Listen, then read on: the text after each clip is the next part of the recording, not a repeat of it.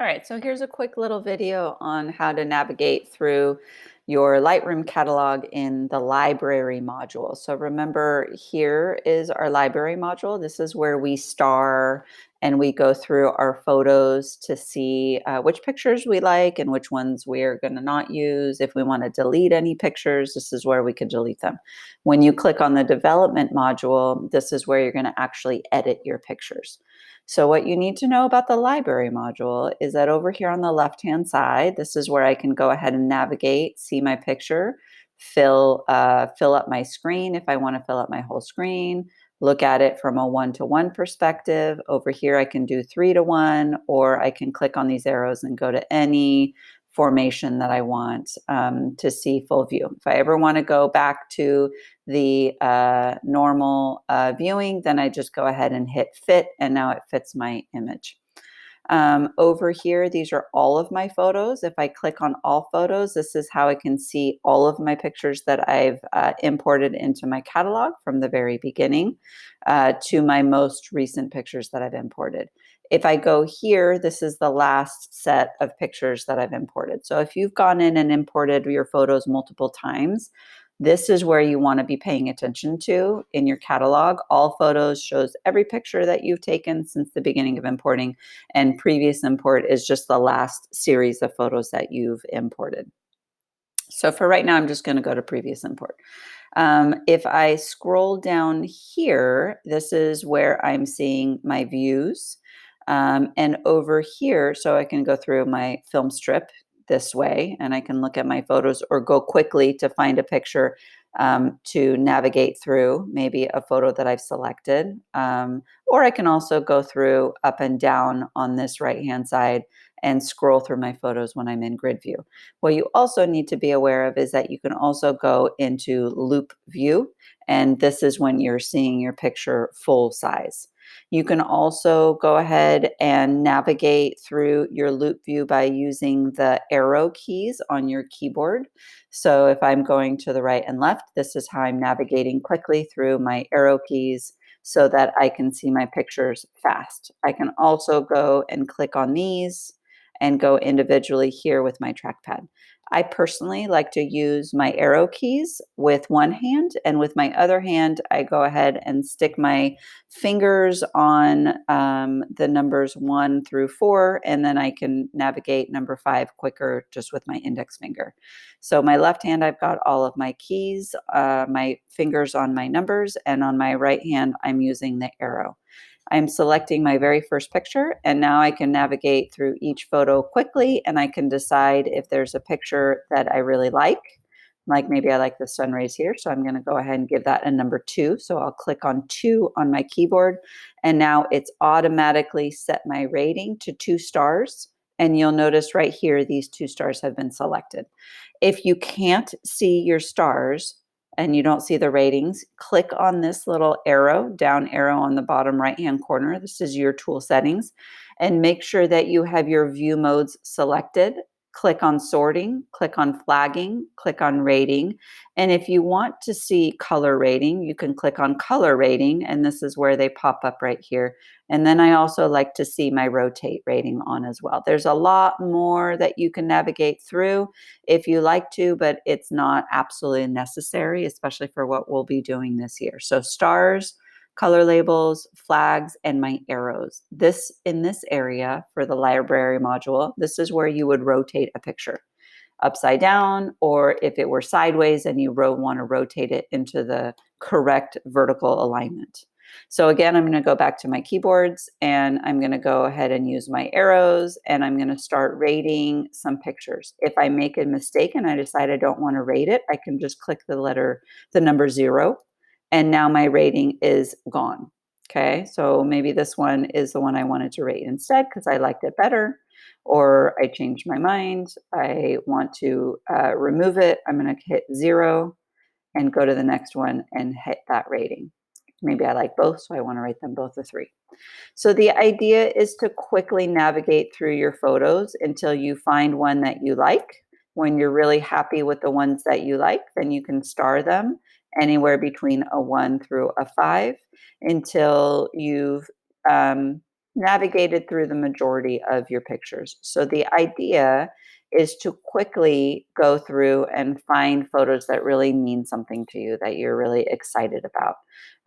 Maybe a good composition, maybe a good lighting, maybe a funny story. And again, you don't have to necessarily go through every single photo rating it. You'll notice right now I'm going through my photos fairly quickly.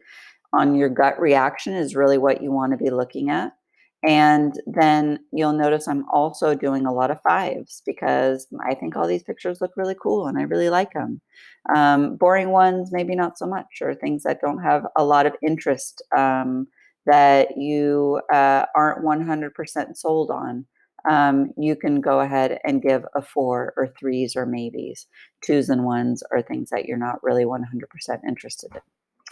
So now that you have a little bit of an idea of how to rate your pictures, the next thing you're going to want to do is filter those photos so that you can see the ones that you've chosen. So just a few more right here. I'm going to go ahead and go through. And then now we're going to go ahead and filter through the pictures that we really want to keep.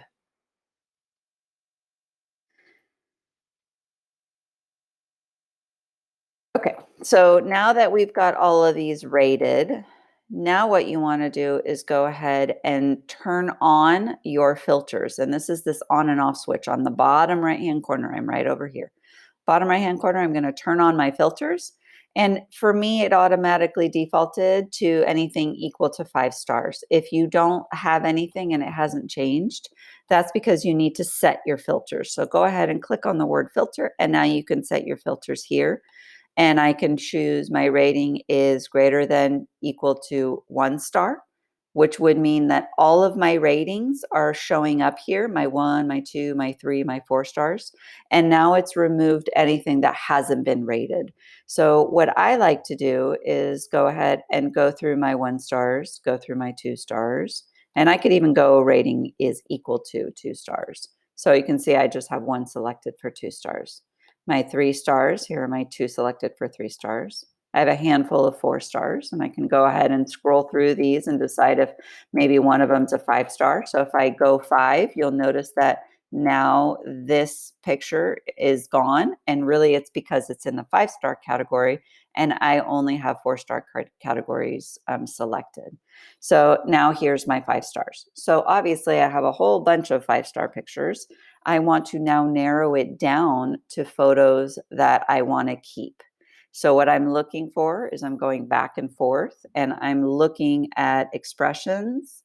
I'm looking at things in the background that I cannot remove or that's too much work to remove. I'm looking for composition. So if I want to see my grid view, this is very, very helpful. Now I can go ahead and click my grid overlay and I can show my grid by scrolling up. See, make sure that's collected. And now I can show my grid by making it a grid point that's going to be effective and helpful. So looking at this picture compared to this picture, you can see this is more in the rule of thirds than this one. So this has a little bit more play than my previous picture. So this picture is going to go to a 4, and this one will be my one that I keep.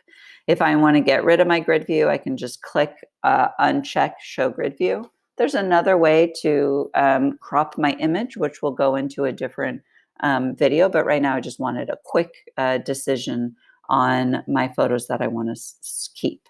So now I'm going through these and deciding a little bit more narrowly which ones are going to be more interesting. I see a lot of busyness going on here that's distracting from the creek right here. So I'm going to maintain this picture, even though the horizon line's a little crooked. And I am going to decide I want to keep this picture. I can fix the horizon line, and I'm going to make this one go down to a number 4. So same thing for this. I think this composition is a little bit more interesting, so I'll make this one a 4. So this is how you narrow down your photos until you get one picture or a handful of pictures that you really like. And then from here, then you decide to go into the into the development module to edit your picture. So now that I've narrowed down my photos from several, 40 or 50 possibly, I've got something more manageable, and I can then pick and choose and narrow down just one picture that I'm going to want to edit for the assignment. So that's a quick little tutorial on just the basics of navigating through. Remember, when you want to go back to all your photos, just turn off your filters right here. And now you're back to all of your photos, and you can see your starred images versus your unstarred images. You can always star your images this way as well, but I just really like to do it through the keyboards because it's much faster and I can quickly star my pictures. Please make sure you set up office hours if you need any help navigating through Lightroom and creating a catalog, and I will show you in the next video how to edit your pictures. Thanks.